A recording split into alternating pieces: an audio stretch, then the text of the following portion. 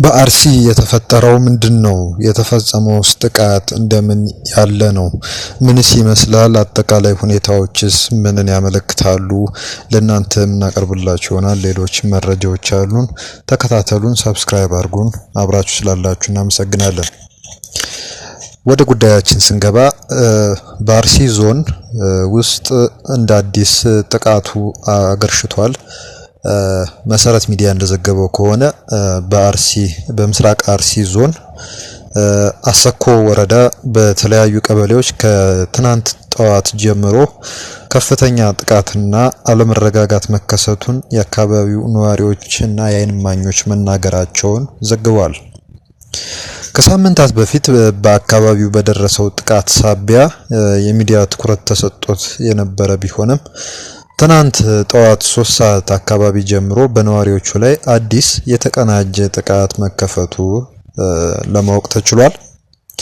እስካሁን ከተለያዩ የዓይን እማኞች በተገኘው መረጃ መሰረት ግጭቱ መጀመሪያ የተቀሰቀሰው በቢዮ ቀበሌ ሲሆን በአጭር ሰዓታት ውስጥ ወደ ተለያዩ አካባቢዎች ተስፋፍቷል። እነዚህም ጨፌ፣ እሬቻ ሚካኤል፣ ሌንጫ ኦዳ የተባሉ ቀበሌዎችና በብራርቲ ጫካ፣ ኳስ ድሬ፣ ዲቡ፣ ሱንቴ ማርያም እና ውራምብስ ውስጥ እስካሁን የተከፈተው ተኩስ የአራት ሰዎችን ሕይወት እንደቀጠፈ ነው የተገለጸው። የአካባቢው ነዋሪዎች እንደሚሉት ጥቃቱ የተሰነዘረው ከፍተኛ ቁጥር ባላቸው ታጣቂዎች ነው። ቁጥራቸውም ከሺዎች በላይ ሊገመት እንደሚችልና ዓላማውም በአጭር ቀናት ውስጥ ነዋሪዎችን ሙሉ በሙሉ በማፈናቀልና ንብረት በመዝረፍ ቀውሱን በፍጥነት መቋጨት እንደሆነ ነዋሪዎች በከፍተኛ ስጋት ገልጸዋል። ከወር በፊት ታሪካዊው የጠለታ ገብርኤል ቤተክርስቲያን በተቃጠለበት ስፍራ ላይ ወደ 75 የሚጠጉ የፌዴራል ፖሊስ አባላት ካምፕ ሰርተው ቢቀመጡም ታጣቂዎቹ የጸጥታ ኃይሉን አልፈው በመሄድ ጥቃት ሲፈጽሙ እንደታዩ ነዋሪዎች ይናገራሉ። በተጨማሪም ነዋሪዎች የወረዳው አመራሮችና ካድሬዎች ሆን ብለው የነዋሪዎችን መከላከያ መሳሪያዎች በመንጠቅ ህዝቡን ባዶ እጁን እንዲቀር ማድረጋቸውንና ከታጣቂዎቹ ጋር በቅንጅት እየሰሩ መሆኑን ለዚሁ የመገናኛ ብዙሃን ገልጸዋል። ትናንት ምሽት ጀምሮ በአካባቢው ያለው የኔትወርክ አገልግሎት ሙሉ በሙሉ እንዲቋረጥ ተደርጓል። አሁን ባለው ወቅታዊ ሁኔታ የወረዳው ካድሬዎች በየቀበሌው እየዞሩ የሰዎችን ስልክ በመንጠቅና በማስፈራራት መረጃው ወደ ውጭ እንዳይወጣ ለማድረግ ከፍተኛ ጥረት እያደረጉ ነው በማለት አንድ የአካባቢው ነዋሪ መናገራቸውን ይሄው ድረገጽ ዘግቧል። በአሁኑ ሰዓት በአካባቢው ያለው ሁኔታ እጅግ አሳሳቢ በመሆኑና የጸጥታ ኃይሎች በአስቸኳይ ጣልቃ ገብተው ጥቃቱን ካላስቆሙ ከፍተኛ የሰብአዊ መብት እልቂት ሊከሰት እንደሚችል ነዋሪዎች ድምጻቸውን እያሰሙ እንደሚገኙ ነው የተዘገበው። በትላንትናው ዕለት በነበረው የፓርላማ ቆይታ ወቅት ጠቅላይ ሚኒስትሩ ስለ አርሲው ጥቃት አንስተው ነበር። ይሄ ጥቃት ከዘገባው ላይ እንደተጠቀሰው ከሳምንታት ወይም ከቀናት በፊት የነበረ ጥቃት ነው። ከፍተኛ የሚዲያ ትኩረትን ስቧል። በርካቶች ህይወታቸው እንዳለፈ ሲዘገብ ነበረ። ጠቅላይ ሚኒስትሩ ግን የሞቱትን ሰዎች ቁጥር ወደ 11 ከፍ በማድረግ ከሞቱት ውስጥ አብዛኞቹ የጸጥታ ኃይል አባላት እንደሆኑ ገልጸው ነበረ። ይሄ አስተያየታቸው ወይም ደግሞ ይሄ ማብራሪያቸው በርካቶች የጠቅላይ ሚኒስትሩን ንግግር እንዲተቹ ምክንያት ሆኗል። የተፈጠረውን ሁኔታ አይገልጽም ብለዋል። ትላንትና እርሳቸው የፓርላማ ማብራሪያ እየሰጡ በነበሩበት ወቅት ነበረ ይሄ ጥቃት የተፈጸመው ማለት ነው። ስለዚህም በእጅጉ አሳሳቢ ሁኔታ የሚያሳይ ክስተት ነው። ከመንግስት አካላት ዘንድ በዚህ ዙሪያ ምን አይነት ማብራሪያ ተሰጥቷል ስለሚለው ጉዳይ እስካሁን የተገኘ ነገር የለም። እንግዲህ አዳዲስ መረጃዎች ካሉ ወደ ኋላ ላይ ባለን የመረጃ ሰዓት እናቀርብላችኋለን። ወደ ትግራይ ጉዳይ ስናመራ አቶ ጌታቸው ረዳን በቅድሚያ እናገኛለን። አቶ ጌታቸው ረዳ የጠቅላይ ሚኒስትሩ የምስራቅ አፍሪካ ከፍተኛ አማካሪ ናቸው።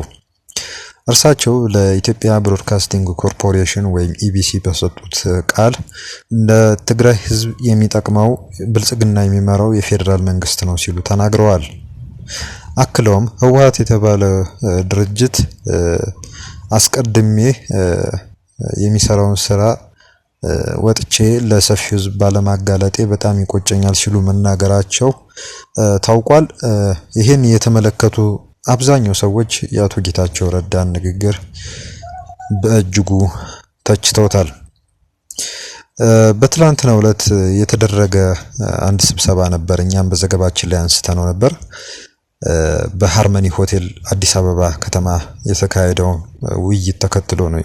አሁን ከዚህ ቀደም የጠቀስንላችሁ የአቶ ጌታቸው ረዳ ቃለ መጠይቅ የተካሄደው ይሄን ተከትሎ ነው። እናም የዚህ ውይይት የአቋም መግለጫ ማውጣቱን የተዘገበው ሴንተር ፎር ሪስፖንሲብል ኤንድ ፒስፉል ፖለቲክስ ከትግራይ ብሮድካስቲንግ ሰርቪስ ወይም ቲቢኤስ ከተባለው ሚዲያ ጋር በመተባበር ሰላም፣ ዲሞክራሲና ልማት በትግራይ የመገናኛ ብዙሃንና የማህበረሰብ አንቂዎች ሚና በሚል ርዕስ የውይይት መድረክ ማድረጉ በትላንትናው ዕለት ዘገባችን የምሽት ዘገባችን ላይ አመልክተነው ነበር። እንግዲህ ውይይቱን መጠናቀቁን ተከትሎ ባለ 14 ነጥብ የአቋም መግለጫ ስለመውጣቱን የተነገረው። በዚህም የአቋም መግለጫ ላይ በትግራይ ክልል እየተፈጸመ ያለው የግዳጅ ወታደራዊ ምልመላና አፈና በአስቸኳይ ይቁም ያሉ ሲሆን እነዚህ ተሳታፊዎች አካባቢውን ወደ አዲስ የጦርነት አዙሪት የሚገፉ ማናቸውም እንቅስቃሴዎች እንዲገቱ አሳስበዋል። በትግራይ ክልል ወጣቶች ላይ እየተፈጸመ ያለው አፈናና የግዳጅ ወታደራዊ ምልመላም በአስቸኳይ እንዲቆምም ጠይቀዋል። መሬት ላይ ያለው እውነታ የትግራይ ወጣቶች ለተደጋጋሚ መክሻፍና ለከፋ እልቂት ሲዳረጉ መቆየታቸውን የሚያሳይ ነው ሲሉ የጠቀሱት እነዚህ ተሳታፊዎች ይህ ታሪካዊ ምዕራፍ በአስቸኳይ ሊያበቃ እንደሚገባና ለዚህ መርህ መከበርም ባለሙያዎች በሙሉ አቅማቸው እንደሚሰሩ አስታውቀዋል። የጋዜጠኞች፣ የዲጂታል ይዘት ፈጣሪዎችና የአክቲቪስቶች አጀንዳዎች በሙሉ በህዝቡ እውነተኛና አንገብጋቢ ፍላጎቶች ላይ ብቻ እንዲያተኩሩ ነው ጥሪ የቀረበው። የጦርነት ጋዜጠኝነትንና ቀስቃሽ ፕሮፓጋንዳዎችን፣ የጥላቻ ንግግሮችና የተሳሳቱ መረጃዎችን፣ የህዝብ አስተያየትን ለቡድን ፍላጎት የማጭበርበር ተግባራትን ማውገዝ እንደሚገባ በአቋም መግለጫው ላይ ተመላክቷል። በዚህም የህዝቡ ጥልቅ ስቃይ ከፖለቲካ መፈክሮችና ከወታደራዊ ንግግሮች በስተጀርባ ሊደበቅ እንደማይገባም ነው በአቋም መግለጫቸው ላይ ያመለከቱት። የሀገር ውስጥ ተፈናቃዮችን በተመለከተ በዘላቂነት እነርሱን መመለስና መልሶ ማቋቋም፣ ወደ ቀደሙበት ቦታ መመለስ ማለታቸው ነው። የምግብ ዋስትናን ማረጋገጥ፣ የጤናና የትምህርት አገልግሎቶችን በይፋ ማግኘት፣ የመንግስት ሰራተኞች ውዝፍ የደሞዝ ክፍያ መፈጸምና የኢኮኖሚ ማገገም ላይ መገናኛ ብዙሃን በትኩረት ሊሰሩባቸው የሚገቡ ጉዳዮች እንደሆኑ ተመላክቷል። ከዚሁም በተገናኘ የኢትዮጵያ ፌዴራላዊ ዲሞክራሲያዊ ሪፐብሊክ መንግስት የሰላም ስምምነቶች መፈጸማቸውን እንዲያረጋግጥ፣ ተፈናቃዮችን ለመመለስና ወጣቶችን ከአዲስ ወታደራዊ ቅስቀሳ ለመጠበቅ በህገ መንግስታዊና ሞራላዊ ስልጣኑ አስቸኳይ እርምጃ እንዲወስድ እንጠይቃለን በማለት አመልክተዋል። ወደ ጦርነት መመለስ የለም፣ በስቃይ ፊት ዝምታ አይኖርም፣ ህዝብን ለፖለቲካ ወይም ለወታደራዊ ዓላማ መጠቀሚያ ማድረግ ይብቃ በማለት እነዚሁ ተሰብሳቢዎች የአቋም መግለጫ እንዳወጡ ተነግሯል። እንግዲህ ለፖለቲካ ተዋናዮች እንግዲህ የቀረበው ጥሪ ምንድነው? ሁሉም የትግራይ የፖለቲካ ተዋናዮችና ቡድኖች የህዝቡን ህልውና ክብርና የወደፊት እጣ ፈንታ ከፓርቲ ፍላጎት በላይ እንዲያስቀድሙ አበክረን እንጠይቃለን የሚል ጥያቄን ያቀረቡት። እንግዲህ ይሄ የአቋም መግለጫ የፌዴራል መንግስቱን የሚወተቡት ማለትም እርምጃ እንዲወስድም የሚጠይቅም እንደሆነ ነው የተመለከትነው። አብዛኞቹ ከመንግስት ጋር አብረው እየሰሩ ያሉ የትግራይ ፖለቲከኞች የተሳተፉበት ስብሰባ ነው። ስለዚህ ስብሰባ ትናንትና በሰፊው በዘገባችን ላይ ስላካተት ነው እዛ ሄዳችሁ መመልከት ትችላላችሁ። ወታደራዊ አፈሳው ቀጥሏል። ይሄ ወታደራዊ አፈሳ እንግዲህ በወጣቶች ዘንድ ስጋት እየፈጠረ ስለመሆኑ የማይታበል ሀቅ ነው።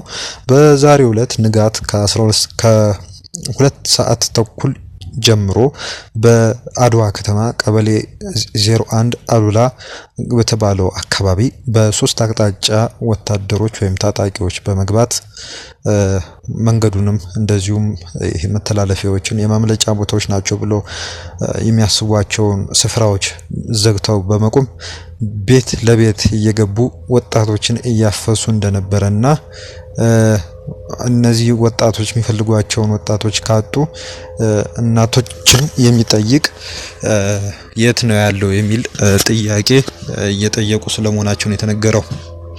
እንግዲህ ይሄ ጉዳይ አሁንም ተባብሶ ቀጥሏል። በትግራይ ያለው አካባቢ ሁኔታ በእጅጉ ብዙዎችን እየጎዳ ነው የሚገኘው። ዛሬም ይሄ ሁኔታ እንግዲህ ቀጥሎ እንዳለ ነው የሚነገረው። የደረሰውም መረጃ እንግዲህ ይሄን ነው የሚመስለው። ስለተከታተላችሁ እናመሰግናለን። ሰብስክራይብ ማድረጋችሁን አትርሱ። በአዳዲስ መረጃዎች እንመለሳለን። መልካም ጊዜ ይሁንላችሁ።